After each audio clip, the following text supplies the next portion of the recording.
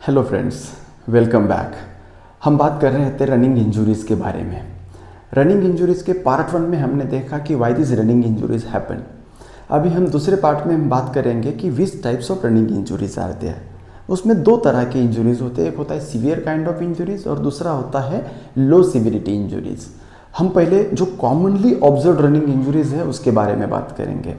पहला है IT band syndrome. IT band syndrome यानी क्या होता है कि नी के आउटसाइड यानी लैटरल साइड और थाई के आउटसाइड रीजन में पेन होना चालू हो जाता है, और वो इसलिए होता है कि there is a friction in between your iliotibial band and lateral femoral condyle, तो जिसमें फ्रिक्शन होने से ये पेन एग्रीवेट हो जाता है।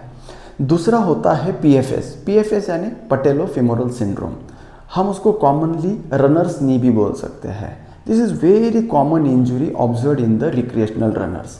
इसमें क्या होता है कि जो पटेला यानी नी कैप होती है उसमें पेन होता है, या दोनों reason that is surrounded by your knee उसमें पेन होता है। तो जब भी कोई बोलता है कि मुझे नी पेन हो रहा है तो that is patellofemoral syndrome. Third जो मेजर इंजुरी है उसे हम कहते हैं शिन स्प्लिंट्स। शिन स्प्लिंट्स यानी क्या, the pain in the lower leg, यानी इसमें मेडियल टिबियल स्ट्रेस सिंड्रोम भी कहते हैं। और चौथा होता है एचिलिस टेंडनाइटिस।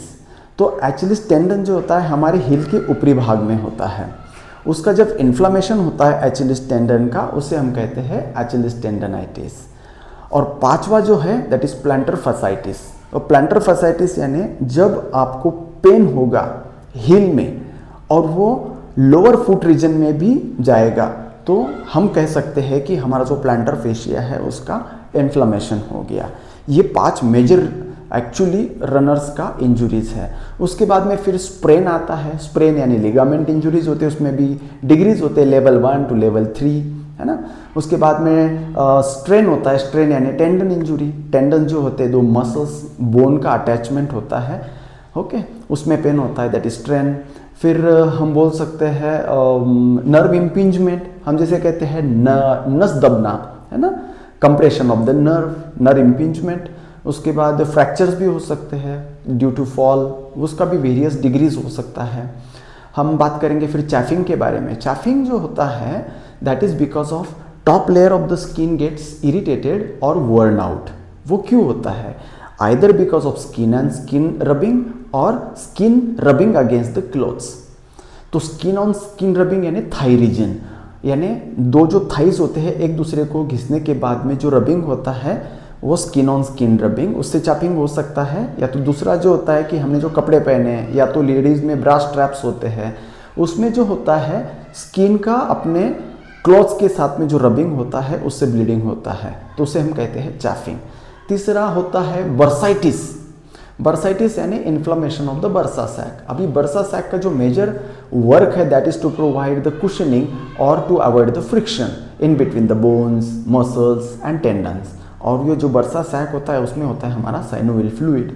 तो bursitis is also very commonly observe running injuries.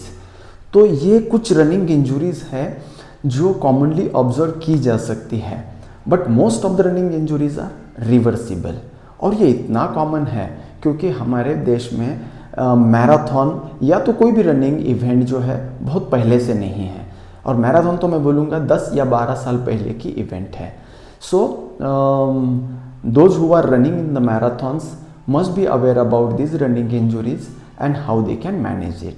अभी हम तीसरे पार्ट में बात करेंगे how you can manage these running injuries. Thank you so much.